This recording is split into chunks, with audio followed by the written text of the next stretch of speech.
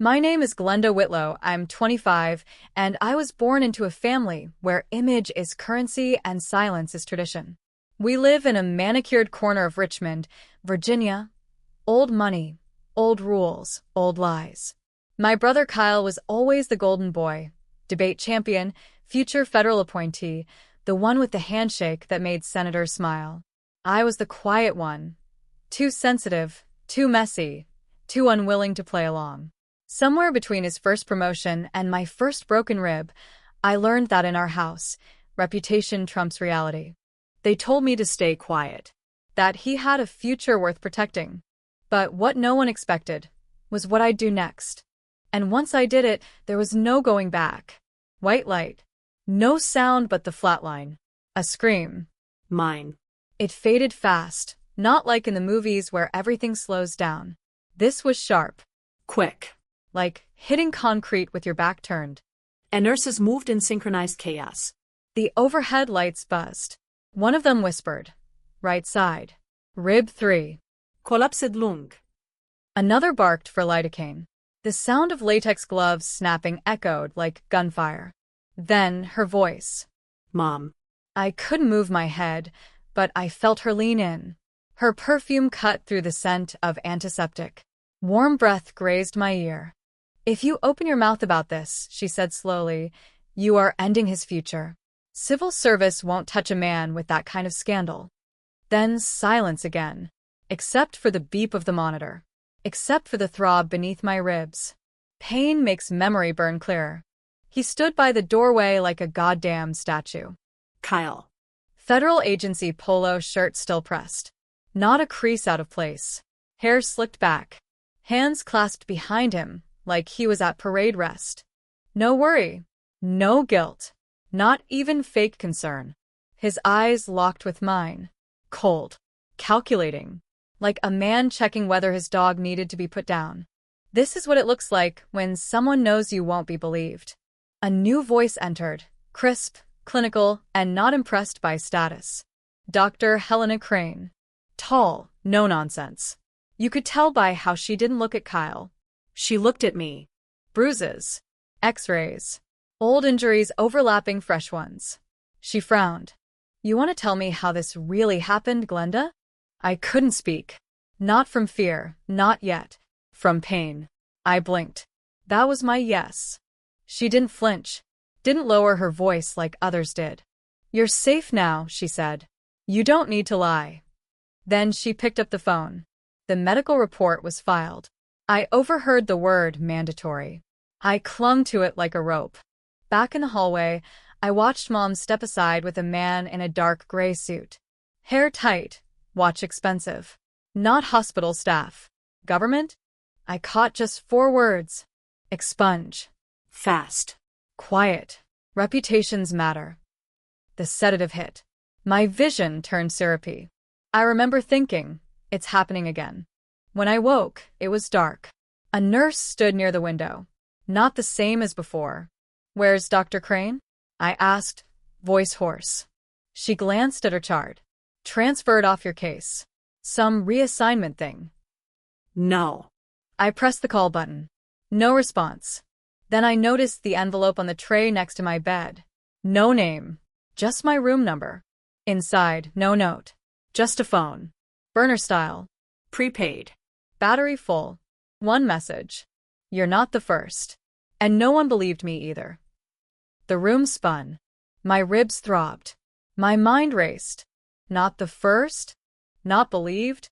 Someone else had been here. Maybe more than one. And they were trying to warn me. The door creaked open. A nurse peeked in. Unfamiliar face. Fake smile. I clutched the phone tight, slid it under my blanket. I knew that smile. The kind people wear when they already decided what story to believe. The truth wasn't just being buried. It was being burned, and I was next. I signed the discharge papers with a pen that barely worked and a hand that barely held steady. The hallway outside smelled like lemon cleaner and quiet threats.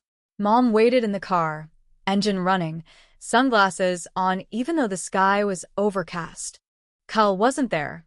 Of course he wasn't. "Home," she said, as if it were a command, not a direction. I didn't speak. I kept the burner phone tucked inside my hoodie pocket, thumb hovering over the single message I'd read a dozen times in my head. You're not the first. The roads blurred past in gray strokes. No music. No radio. Just the rhythmic click of her nails on the steering wheel and the occasional sigh, like she'd been the one injured. We pulled into the driveway. Everything looked untouched. The hedges clipped.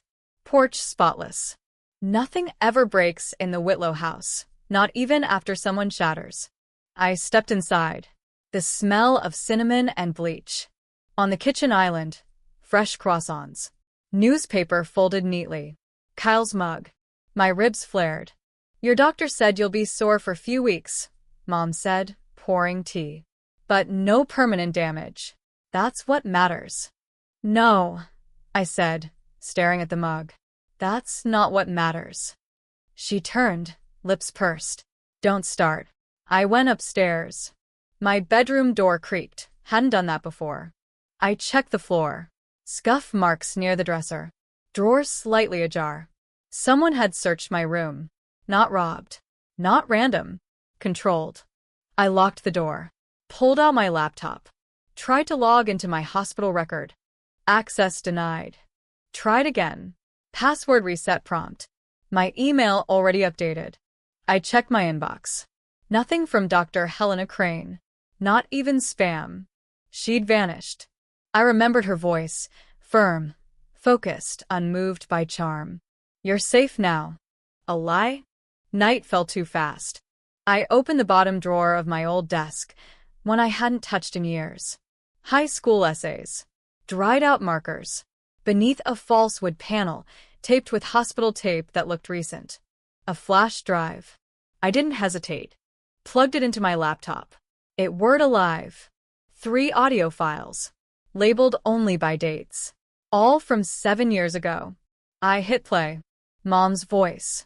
She's fragile. Always been. It's not his fault. You know how emotional she gets. Silence. Another voice. Mail. Then we'll need a signed statement. If we're to protect your son. My breath stopped. Second file. She tried to hurt herself once before. This won't look out of place. We just need to push the narrative early. My chair spun. I slammed the laptop shut. Twice in one day, I'd heard the same thing. Protect him. Even if it meant rewriting me into someone I wasn't. Even if it meant lying under oath. Even if it meant I didn't exist outside their story. I grabbed the burner phone. Texted back. Who are you? Bubbles. Then nothing. 1 minute. 3. Then. Someone who thought silence would keep me alive. I didn't sleep. At 3:12 a.m., I crept downstairs. Every floorboard was a betrayal. I went to Dad's office. The password to his cabinet safe used to be Kyle's birthday. It still was. Inside, documents. Contracts. Envelopes marked private, legal. I took photos of everything. The last folder caught my eye. Marissa Dade, Intern Program 2016. The name hit like a drop of ice water down my spine.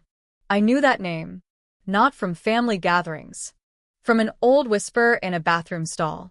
From a rumor at a charity gala. From the one time Kyle didn't show up to his own birthday party and no one would say why. I flipped through. Termination. Nedea. Sealed HR statements. The final page was a copy of a check, $75,000 issued to a name blacked out. I zoomed in. The memo line said, Post-resolution stipend. I backed away from the desk. To a future we can't escape. That was the Whitlow family motto, though no one ever said it out loud. They just lived it. My family didn't fix problems. They buried them. And I was next on the list. If they erased the files, what else had they rewritten? The email address was burned, masked behind layers of proxies, but the name it came from was real. Marissa Dade. I remembered it from that check memo line. I remembered it from a whisper I wasn't supposed to hear years ago at a Whitlow fundraiser. She didn't fall. She was pushed. The message was short. Meet me. I have something you need to see. Tomorrow. 4 p.m. 3rd floor, Monroe Public Library. Don't be late. Don't bring a phone. I didn't hesitate. I left my phone at home, used Kyle's old burner, taped my ribs down tight. The library was nearly empty. Rain tapped against the tall windows like impatient fingers. Third floor, back left corner. Study carols. A woman sat with her back to me. Long coat, hair tucked beneath a knit cap. She didn't turn around when I sat across from her. You're lucky I even answered, she said. I didn't expect you to. Silence. Then, you ever wonder why there were no photos of the class of 16 interns at the foundation? I blinked. Go to the foundation's page. Go ahead. I pulled out the burner. Loaded the archived page. She was right. Every year had smiling interns in blazers, except 2016. Just a press release. It wasn't a clerical error, Marissa said. It was deletion. Sanitized history. She handed me a USB. There's a video. Recorded on my old laptop. I kept a copy hidden in the cloud. It's not graphic, but it's damning. What's on it? Your brother. After hours. A party that wasn't on the calendar. And what happened after I said no? I felt my throat close. There was a payout, I whispered. She laughed. Bitter. There was a threat. Then a smear campaign. Then they said I had a breakdown. Sound familiar? The air in my chest tightened. They do it like breathing. Rewrite the ones who don't play along. I leaned forward. Why now? She finally looked up. Eyes tired. Because I heard about you. And because I'm tired of being afraid. I took the USB. Slid it into my coat sleeve. I don't want justice anymore, she said. I just want it to stop. That night, I didn't sleep. I replayed Mom's voice in that audio file from the flash drive. She's fragile. Always been. They didn't protect Kyle because he deserved it. They protected him because it protected them. Truth was never the goal. Only preservation. By morning, I had a plan. I didn't tell anyone. Not even the burner. I used a laptop from the community college where I used to TA. No IP trace. No name login. Open the video. Muted. Timestamped. Camera angle from across a small conference room. Kyle. Another man. Marissa. 3 others, all younger. No violence. But the power dynamic was visible. The coercion. The drink that kept getting refilled. The angle wasn't enough for a courtroom. But it was enough to light a match. I uploaded it to a hidden drive. Scheduled an anonymous email. Then another. Failsafe. If I disappear, this doesn't. I went downstairs. Kyle was in the kitchen. Toasting a bagel. Calm as a man with no storm in his future. You look pale, he said. Still hurting. Not as much as you should be. He smirked. Still with the drama. You ever wonder if a lie can rot you from the inside? He bit into the bagel. Only if you let it sit too long. I went into Mom's room. Her jewelry box was open. Velvet interior. Perfect rose. I wasn't looking for diamonds. I found it beneath a gold brooch. A simple necklace.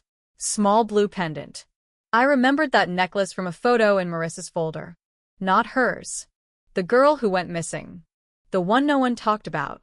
The one who moved away after a family emergency. My stomach turned.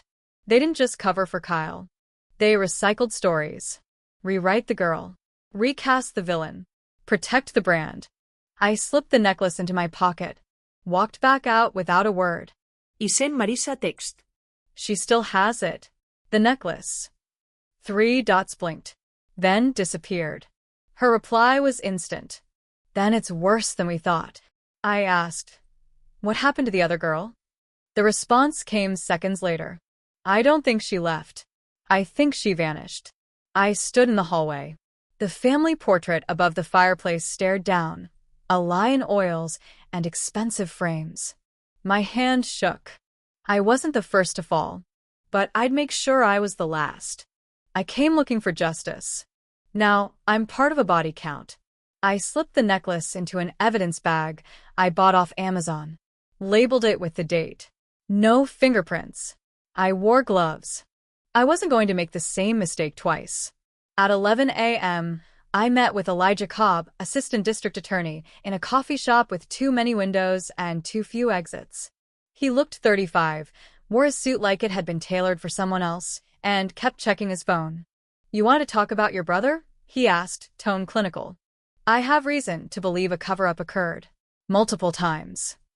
I slid the USB across the table.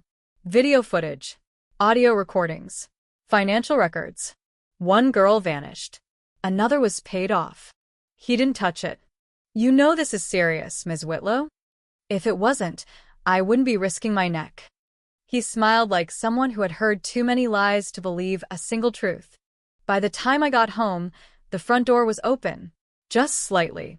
I didn't go inside. I walked around back. Kitchen window was cracked. The screen sat on the grass. Inside, nothing looked taken. But everything had been touched. Books moved. Drawers slightly open. My bedroom closet light was on. It wasn't a robbery. It was a message. "We can get to you. Anywhere. Anytime." I backed out. Called 911. Told them I had a break-in. Used my legal name. Kept it simple. Police arrived. Took photos. Said it might have been a stray kid or an attempted theft. No forced entry. No stolen items. No report filed. One of them shrugged. "Sometimes people just forget to lock the door." I didn't forget. There was an envelope on the kitchen counter. Sealed. No name. Inside, a single piece of paper. "Now you really are ruining his future." That night, I barely breathed. Every shadow was a threat. Every sound a trigger. At 2:27 a.m., I opened my laptop. Rewatched the video of Kyle. Replayed the audio of Mom. Listened to them like they were strangers. People say blood is thicker than water. But they forget that poison runs thick, too. The next morning, I drove to Dad's old law office. It had been shut down last year. Still locked, dusty windows, signage removed. But I had the backup key. Inside, silence and the smell of stale paper. I went to the archive room in the basement. Rows of cabinets. Boxes with faded labels. One cabinet was still locked. The key I had didn't fit, but the side latch did. I yanked it open. Inside, folders. Yellowed, crumbling. One read, "Dade vs. Whitlow Foundation, sealed negotiation draft." My hands shook as I flipped through. Settlement drafts. Threats of press exposure. Penelope's personal notes, in handwriting I'd recognize anywhere. "If this leaks, Kyle is done. We need full NDA. Non-disparagement, too." I took photos. All of it. Then the lights cut out. Total darkness. I froze. Steps above. Slow. Deliberate. Not cops.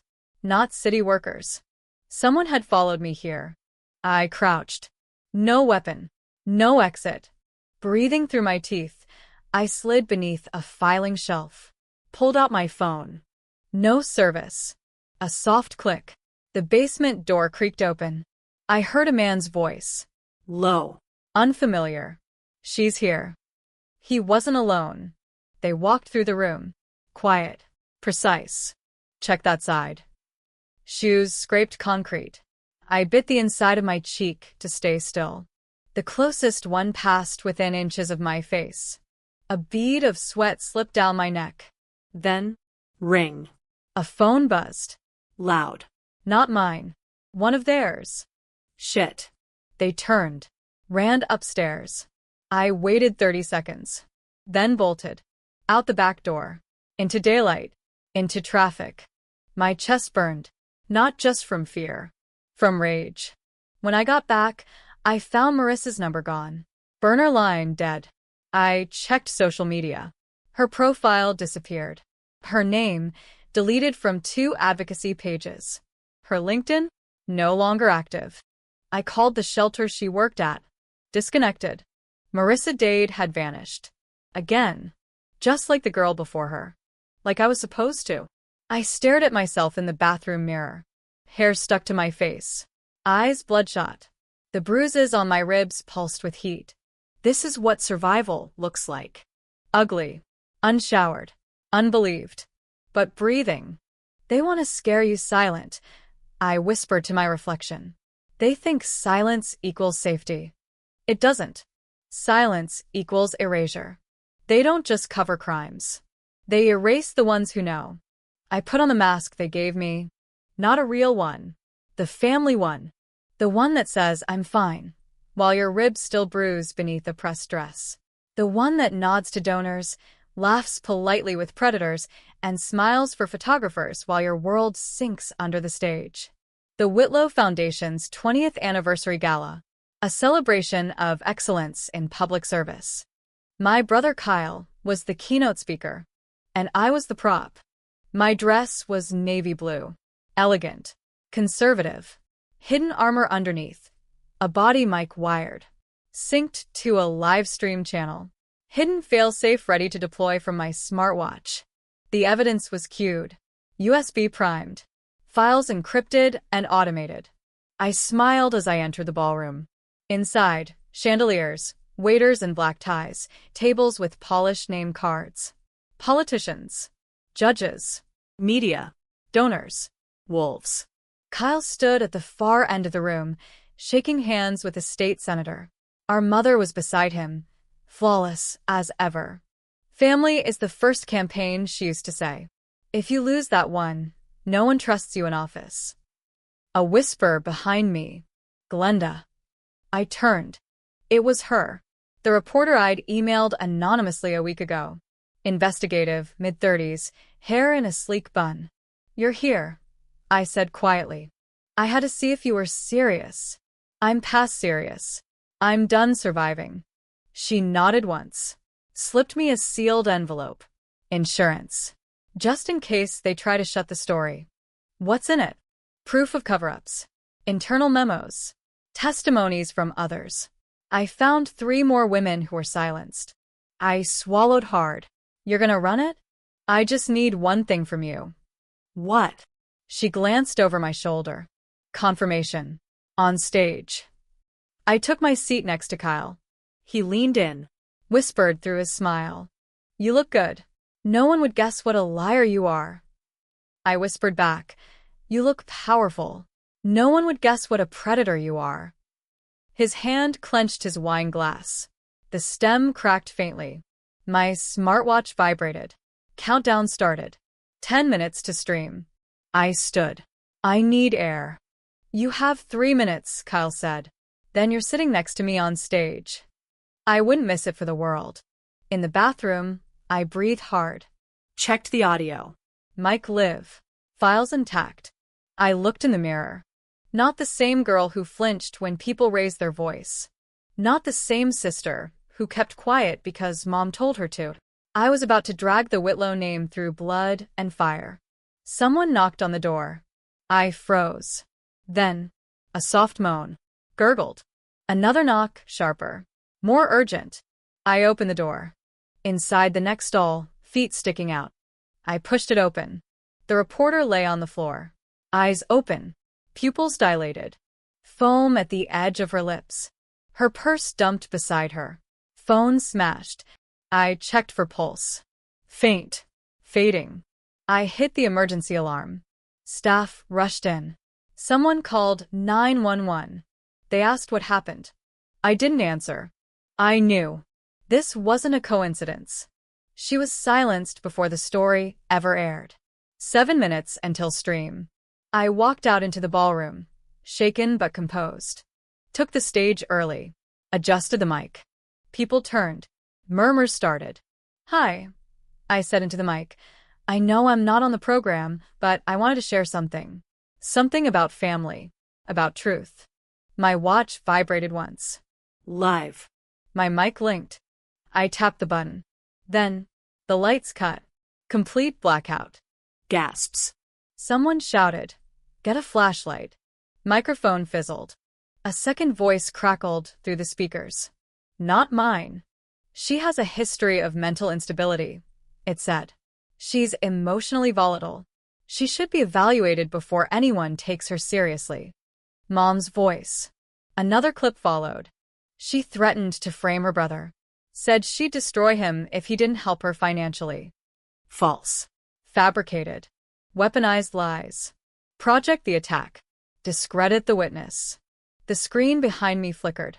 A new video played. One I'd never seen. Me. Crying in my room. Edited. Stitched together from old family security footage. The room burst into whispers. She's unstable. She's making this up. She needs help. The house lights came up. Two men in black suits walked toward the stage. Ms. Whitlow, one said, flashing a badge. We have a court-ordered mental health evaluation. You're to come with us. People stared. Phones raised. I didn't resist. Because this wasn't the end. It was just the pivot. They want to rewrite me into madness. But I've already written the ending. The facility was private. Quiet. Carpeted silence. More spa than psych ward. But the doors locked from the outside. I was checked in under emergency grounds, court authorized. A signature from Elijah Cobb was all it took. He didn't even look at me when he signed it. Lesson learned. The law doesn't protect the truth. It protects the people who write it. I played calm. Played compliant. Played weak. Inside, I took note of cameras. Schedules. Who opened which door? Who had keys? There's a kind of freedom in being underestimated. My fourth night in, I found my chance. Laundry delivery. Hall light blown. A guard more focused on his phone than protocol. I slipped through the corridor. Badge I'd cloned from a nurse clipped to my borrowed scrubs. Found the basement exit. Blocked by alarm wires. But the panel was old. I used a magnet trick I learned from a retired EMT on YouTube. 3 clicks. 1 breath. Then I ran. Into the dark. Into the rain. Into my next move. By dawn, I was at the city courthouse. Not inside. Outside. On the steps. A flash drive in hand. A camera crew already setting up.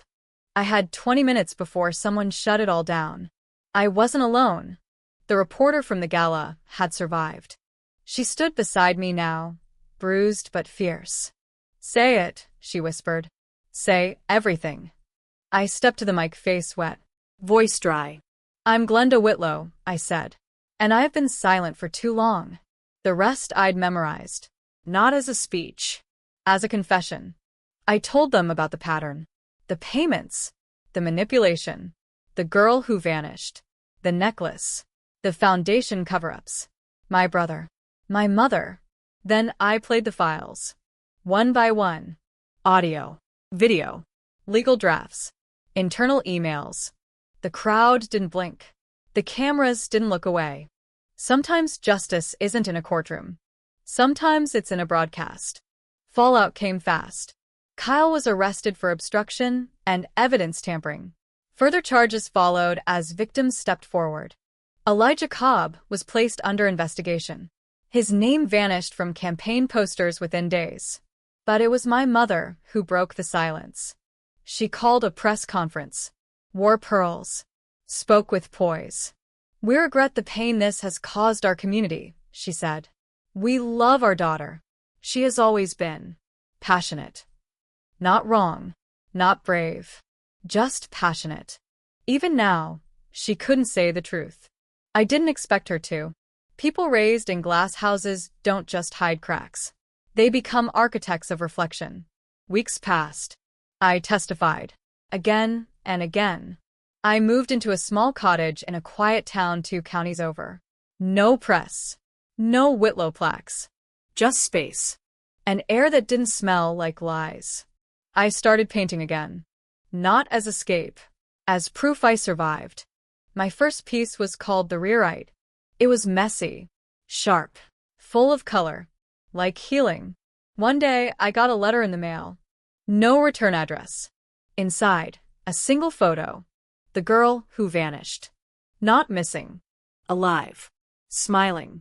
Free. Just 4 words scribbled on the back. You weren't wrong. Thank you. I stared at it for a long time. Sometimes survival is the loudest rebellion. Sometimes justice isn't clean. But it's real. People still ask me if I'd do it all again. Expose my family. Burn the legacy. Break the name. And I say this. They broke my ribs. They thought they broke me, but all they did was sharpen my spine.